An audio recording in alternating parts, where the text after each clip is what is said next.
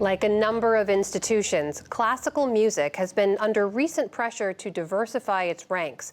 But one group in Detroit has been at it for a long time, and its reach now stretches across the nation. Jeffrey Brown reports on the Sphinx organization for our Arts and Culture series, Canvas. An after-school violin class at the Cesar Chavez Academy, a public charter school in Detroit. 1, 2, ready, go. Among the songs, the traditional folk tune De Colores. Among the students, 9-year-old Taniel Hernandez, who loves to play at home for his mother while she's cooking. I also play De Colores to her, since that's my favorite. De Colores is your favorite? Yes. Why is that?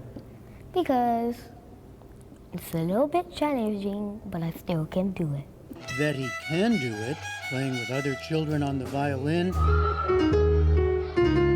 as well as the piano he has at home, is vital for his mother, Elizabeth Cruz, who struggled to find and pay for music lessons for her son. They need that more here in Southwest. Because if he didn't do that, he wouldn't be able to play the violin now. He wouldn't be able to know what he knows now. And he's only been in here for 2 years, and it's only twice a week.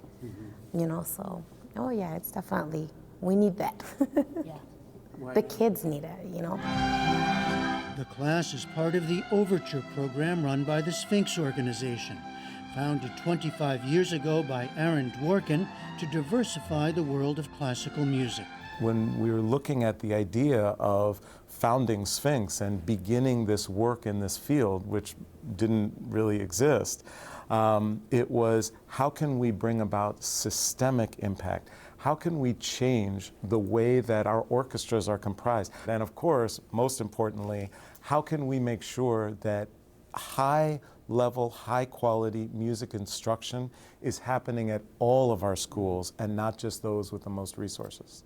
Dworkin had been adopted as an infant and raised in New York City, with access to music and violin lessons beginning at age 5. But he routinely found himself the only black person on stage or in the audience, and never even knew there were black composers until he was in college and conservatory. It was at the University of Michigan, where he still teaches, that he started Sphinx. It's also where he met his wife, Afa, also a violinist who'd come to the U.S. from Azerbaijan as a teenager, and who now heads Sphinx. The biggest early barrier, the Dworkins say, overcoming biases surrounding the idea of excellence.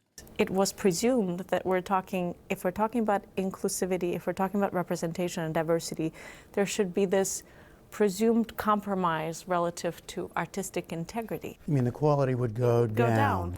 It's a myth that's so misfortunate, and it has stalled progress for our industry and sector. I would have meetings with major orchestras, and leadership would sit and would say to me, you know, it's nice, but we don't need to do this. We're ex-orchestra. We're excellent, and this would invade that excellence. Thankfully, we don't hear that much anymore. But that had to be a painful thing to hear. My approach to things is not worrying about how painful things are and how, unjust things are, but focus on the work. Years later, Sphinx now runs high-level intensive training programs, fields its own touring company, the Sphinx Virtuosi, 18 accomplished Black and Latino musicians, partners with more than 100 orchestras to promote diverse rosters and repertory, and now has a network of more than 1,000 alumni, many holding positions throughout the industry. Its annual competition, held in Detroit, continues to expand, giving young string players of color a chance to perform with the Sphinx Symphony Orchestra, seasoned musicians from around the country who gather for this event, and to compete for prize money and touring opportunities with leading orchestras. 23-year-old Ngioma Grievous won this year's senior competition. It was, life-changing. It showed me that even through all the struggles, that just keeping on believing was able to make this all possible for all of us on stage and for me too. Just the feeling of having that support, people who have shared in this experience that I have gone through, this journey, was very special and meaningful to me.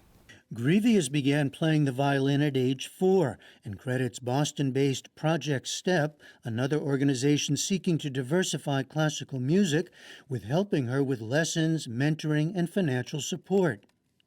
She's a graduate of the prestigious Juilliard School, where we talked. At that level, she said, she met only a few other black musicians. Specifically in terms of black female violinists, I was the only one for quite some time while I was in my undergrad here. So it definitely has been a journey, a challenging journey in many ways. I've had a lot of support along the way, but it's sort of hard to ignore the lack thereof of us on the classical music stage. And that's the continuing issue for Sphinx. The Dworkins do see enormous progress, but also a long way to go, with very high stakes for the classical field and the arts in general. The pitch to the orchestras is that it is existentially important. If orchestras wish to envision themselves as thriving today and 5 and 10 years from now, they ought to think about their audiences, and they ought to think about who comprises the artistic collective that performs on stage, and why it's important for that artistic collective to in fact reflect the community and be relevant to the community. All of this work, the reality is it requires resources. And so the resource allocation in the nonprofit world in general, and especially in the arts world, has inherent disparities that are not just limiting, they literally can be destructive. This is still a problem, you see. I mean, It is a massive problem. It absolutely still continues. And until that dynamic shifts, then we will see an ongoing, continuing struggle as it relates to diversity in the arts. At Cesar Chavez Academy, the focus is on access as much as excellence. And already young Taniel Hernandez has decided he wants a life as a professional musician. Music is my life, and I love it as much as I do with my mom. Music is your life and you love it as much as you love your mom? Yes. For the PBS NewsHour, I'm Jeffrey Brown in Detroit. Can't wait to watch him perform on the big stage one day. We'll be front row.